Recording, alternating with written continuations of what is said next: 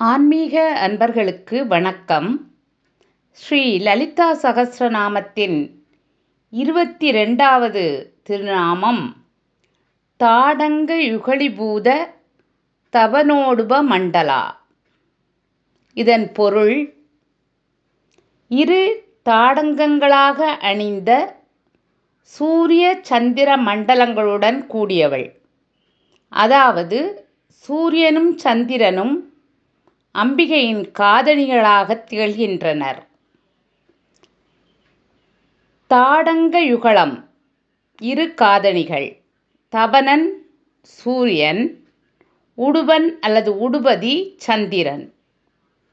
சந்திர சூரியர்கள் அம்பிகையின் இரு கண்களாகவும் இரு திருமுலைகளாகவும் இரு தாடங்கங்களாகவும் அமைவதாக கூறுவர்.